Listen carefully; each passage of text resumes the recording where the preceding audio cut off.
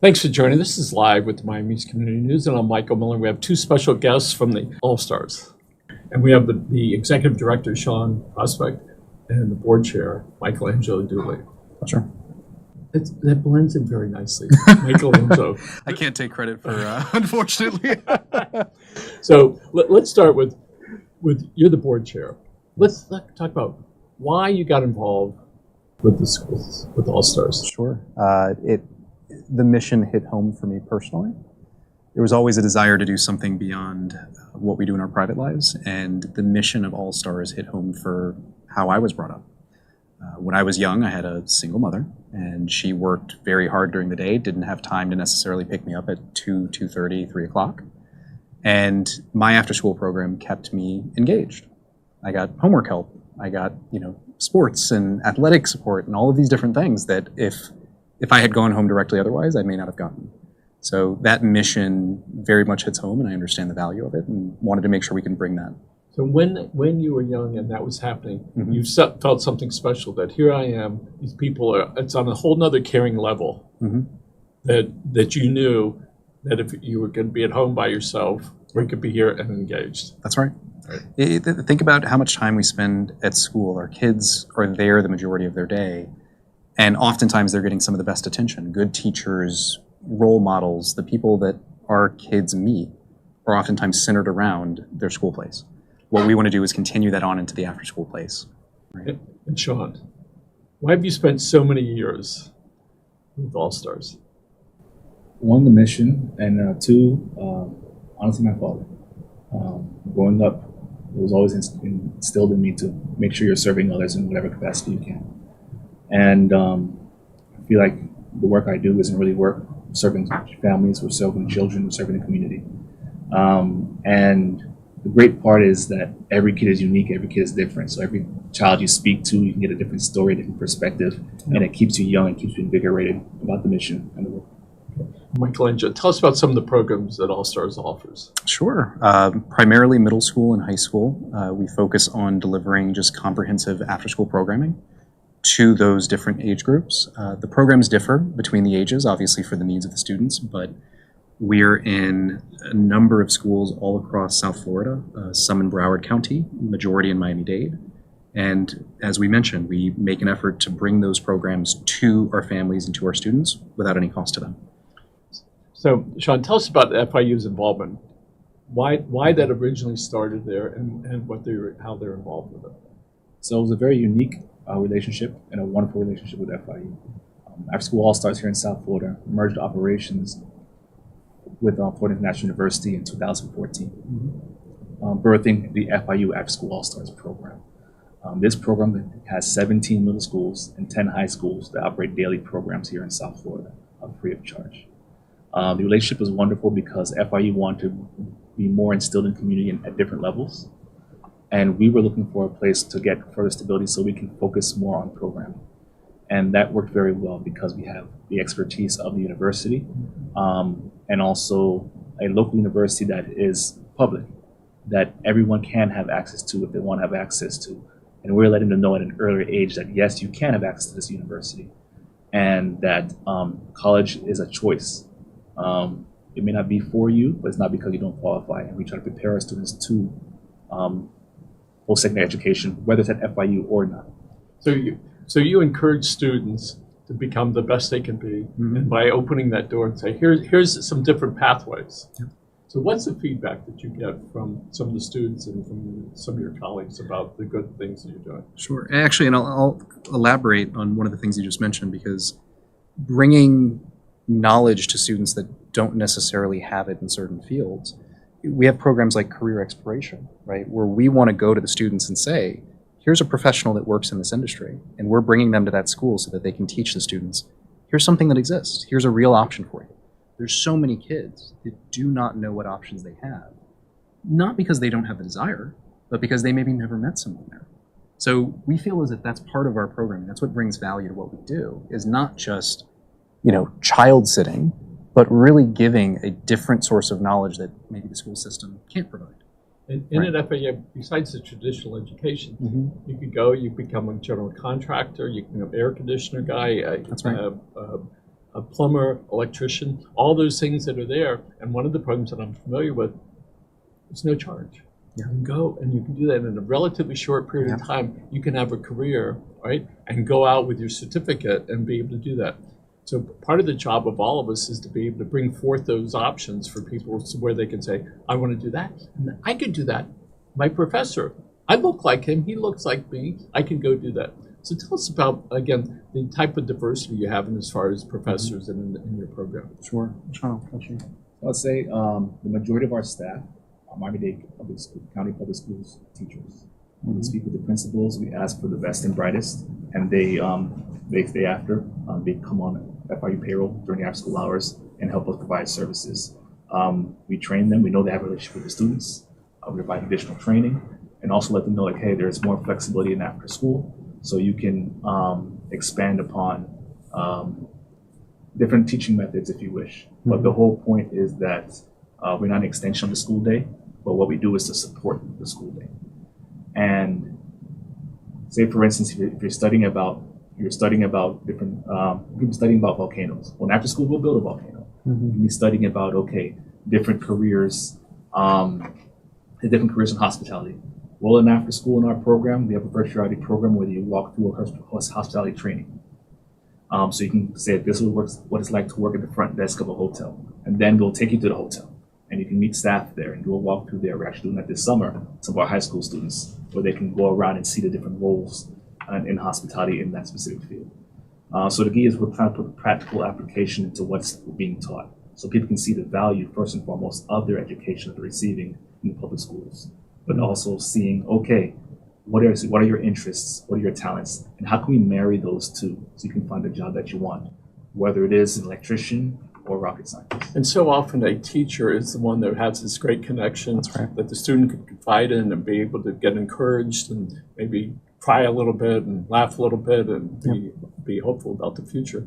I had two great experiences in Miami-Dade and also at FIU I wanted to share. I was first year and I was failing in class. And the professor comes over, Michael, what's going on? I said, well, I'm struggling in this writing. She said, I got a special class. Okay, so I go, it's her office. I go, where's the class? This is it. She said, what's the problem? I said, I start to write, and then I go blank, and I get frustrated, and then I pull my paper out of the typewriter. All right, nobody remembers that. And so she said, oh, when that happens the next time, why don't you just stop and pause, and then start again? So here it is, many years later, and I've forgotten her name, that I still do that. And so often we learn as students that it's good to get engaged, and for somebody that can spend that extra couple minutes with that. So tell us about, again, why you chose this arena to help. There's so many other places you could have done that, but why this? I think it provides flexibility. As Sean mentioned, we're not there to be the same school that they get between normal hours. We're there to supplement the education that they receive. We're there to give them something that hopefully they're not receiving within the regular school time. And in my personal experience, I know in Sean's experience, and in many of our students' experience, the hours after school can be very, very challenging if there's no one at home there to focus on them, there to give them stimulation, there to give them homework help. Many kids in that middle school to early high school age will end up spending that unproductively. And so it's our job to not only engage those students, give them an outlet, give them something where they're getting really educational support, life support, and advancement. But that's what hit home for us, is our stories in some way were impacted by that. I think anybody that's come to this organization understands the value between those ages, how much students can either go on the right path or stray on the wrong one. Yes. So we're trying to do as many as we can in that right path, you know? And so often, there's a fork in the road and they wind up going down the wrong one. That's and right. It takes a long time to get back, headed to a life of being productive and positive and one of passion. So let's go again back to how many schools is this program being offered at? So currently we're at 17 middle schools and 10 high schools. Usually daily during the school year. During the summer, we have, let's say, 14 middle school programs. A separate middle school program that we're having sponsored by Verizon at the at the South Campus of FIU. And then we also have our high school program where we bring high school students to our North Campus for a 7-week program there. So are you saying you mean you go pick them up and you take them? Yes. Wow. That's one of the differentiators of the program. Wow. Yeah. And do you want to mention the bus? I mean, that's relevant. Yeah. Busing is very big for us. We understand all of our schools are Title I schools that we serve. And we understand that transportation can be an issue. Actually, in Miami-Dade County, transportation is always an issue when it comes to traffic. So we try to do what we can to make sure we can mitigate whatever hindrances students may have to participating or getting home safely. So we contract with bus companies and primarily the school system. So they provide bus service for our middle school students to go home from after school.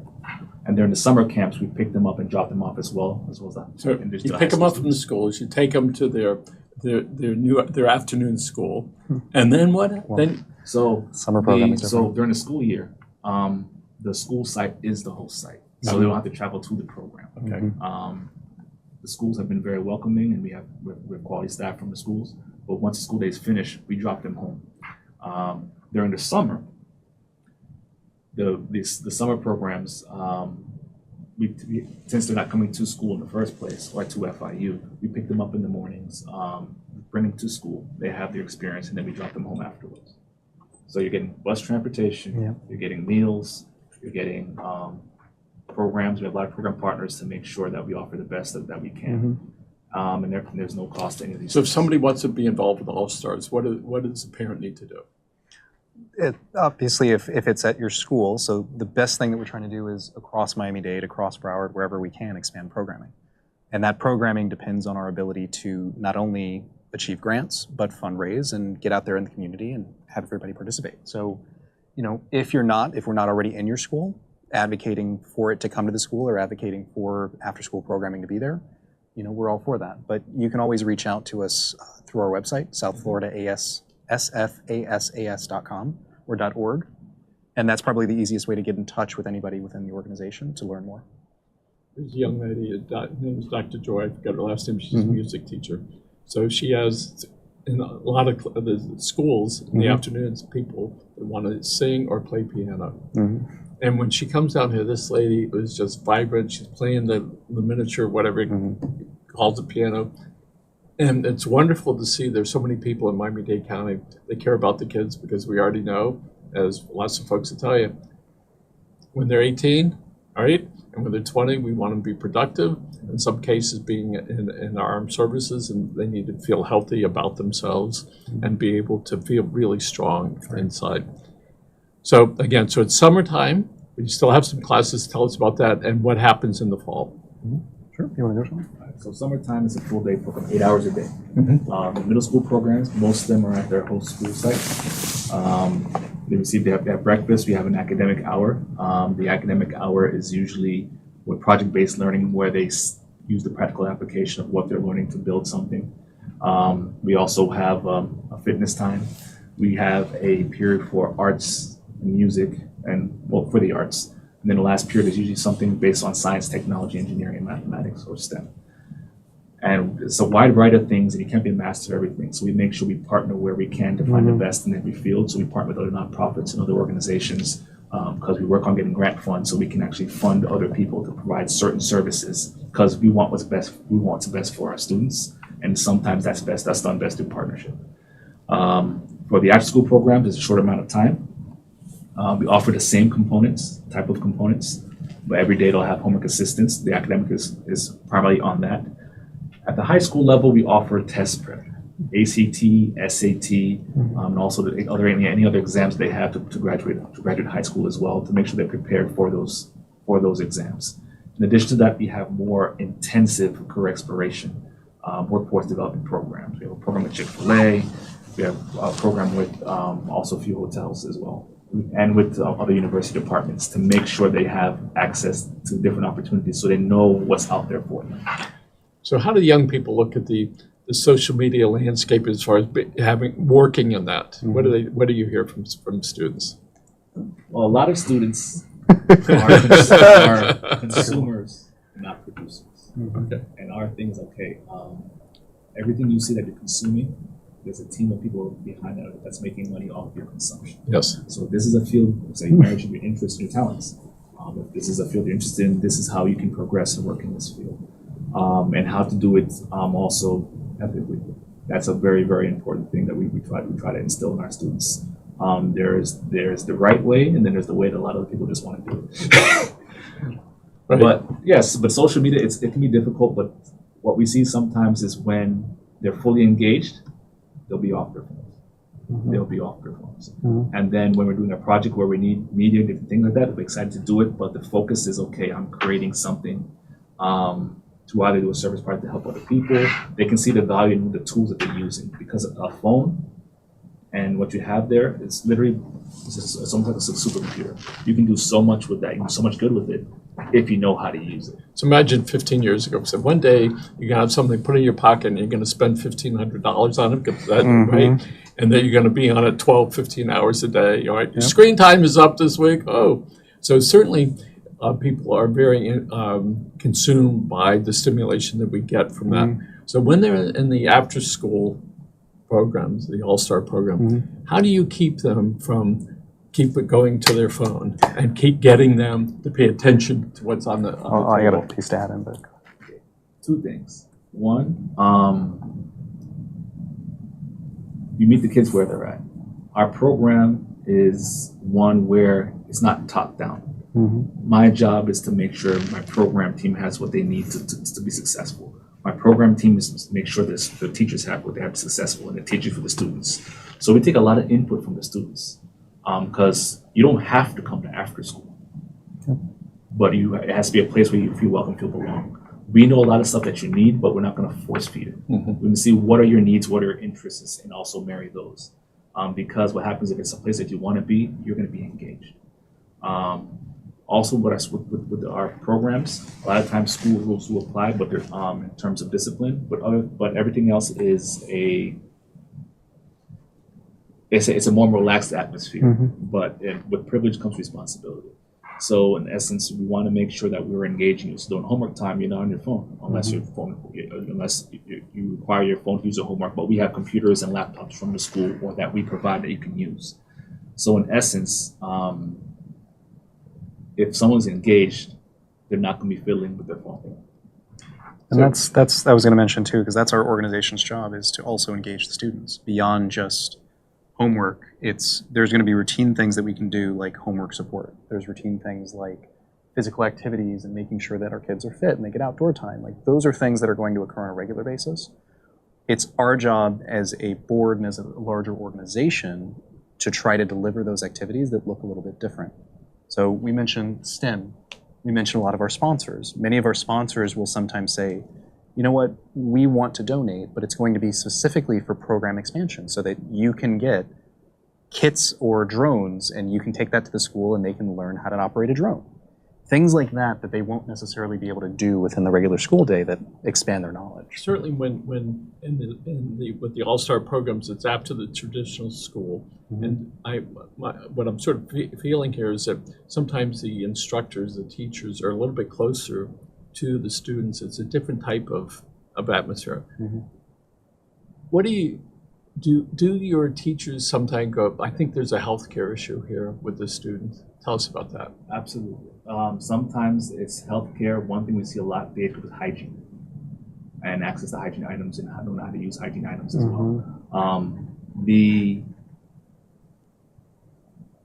great part of what we do, sometimes the kids come to us as well. But the key is with that relationship is important because the teaching staff know the students well. They also know what happens during the school day. So they know if something happened, the student's having a bad day, but they can understand. They see the person first and not just another person, another individual on the roster. And then vice versa. We see a lot of kids, because they get to see the teachers in a different light in after school, are more open to communicating with them in the day school, because it's very reciprocal. We deal with people. Our teachers, we deal with individuals as people, the students as people, the staff as people. We see them first for the people, and then secondarily for the role that they play. And that's what really makes this work. Sometimes those relationships that students have in programs, whether it's a traditional school or with also lasts a lifetime. And they may not know that, But in 10 years, they're At the going to know. moment, they and don't. in 20 years, they're going to know. That's right. I must share that I was friends with my anatomy and physiology teacher in Miami-Dade for 45 years. Mm-hmm. And then he died. The wife calls me, the widow now, about 2021. She needed my help or something. I'm taking out all the people in the world. Mm-hmm. Right? That's how strong that bond was that was created in 1970 or 1971. So these students are going to have this bonding on who knows where it's going to be, but it's there and that support, for a lifetime. So tell us about, again, some of the upcoming programs, why a parent should consider having their children in the All-Star program. Sure. I'll mention something that we're doing as a broader organization, not student specific, but we have our second annual golf tournament coming up on Friday of this week, actually. And, we're really excited for that because we've been able to bring together people that have supported us in the community, many of our board members, and have them all come out, play in one big tournament, and all for the support of the organization, to give better programming, to do what, hopefully we're able to deliver and improve what we're able to deliver. So that's very exciting in the next thing that we're doing here. Anything else that you want to add? Well, event-wise, every December we have an event called Superfest. Yeah, that's a big one. Even before the merger with FIU, it used to take place at FIU. And every middle school gets invited. They bring sports teams in boys basketball, girls basketball, boys soccer, girls soccer, co-ed flag football. We have a half-mile run. We have races. If they're doing art, if they're doing dance, or in after school, they can come and perform as well. We have a STEM showcase. We bring them all here. We run competitive games. Every school has their All-Stars t-shirts, the different colors. So it's just a plethora of this. It's just amazing to see how many students it is. On any given Superfest, it can range between 1,000 and 3,000 students, depending on how far we are from COVID. But in essence, it's just a wonderful experience, and free. It's just engaging. It's a family fun day for the students, their families, the teachers, and their families. We get together. It's just amazing. It's one of the few times you get to see that many students that share their own unique experiences with the programming, but it's one of the few times you get to see them all together. And it really is something special every time I've been there. We had one other one as well. It's our first time doing it. Last fall, in conjunction with Miami-Dade County, we had a career showcase. So we bussed in students from our high schools and other high schools to FIU and did a career showcase in terms of different career opportunities you can have in business, and had a bunch of independent speakers. And then additionally let them know about the college admissions process, so they know specifically what steps they would need to take in order to achieve their specific goals based upon what their interests were. We had many different sessions, and we're hoping that we can continue to do this in the future. And we know that it's the meeting after the meeting where a lot of connection comes in. So the meeting is, if you will, in the afternoons, but the meeting after the meeting is on those fields, and they're out there where people can share that camaraderie that you care enough to be here and care enough to be involved with someone. So again, you have an event coming up this Friday that's a golf tournament. People can go to the website and give us the website again. The address. SFASAS, so South Florida After School All-Stars, just shortened, .org. Yeah. And then all during the year, you have lots of programs that are out there. People want to get involved. They can find out either from their local school, they go to the website. And so traditionally, those programs are about what time do they start usually, and what time are they over during the school year? Usually start 5 minutes after the school day ends. So most of our middle schools start around 3:55. And we usually end just after 6 p.m. High school start a little bit earlier, but still end at 6 p.m. We try to make sure that we start close, have enough time to use the restroom, talk to a few friends before they jump into the program, and that they're there and they're attending something structured that they enjoy. When these students sign up, do you see the sparkle in their eye? That I'm here, I care enough, or somebody made me do it, but I care enough that I'm going to be here. I see the sparkle in your eye. You must see that. So it's interesting because people join for different reasons. I say it is an adolescent population we're dealing with. Some it's just a peer recommended it. Some their parents saw it and their parents are telling them they have to go. The key is once they get into the program, the experience that they have. Our goal is to make sure that they have a very positive experience, an experience that is valuable for them, but also valuable to them. Because if they don't see the value, they won't come back. But every student's initial recruitment is unique. Some we have family members who've been in the program, so they get referred. Others it's just, hey, I'm doing this, can you join me? Or a teacher may say, hey, do you need help in a certain area?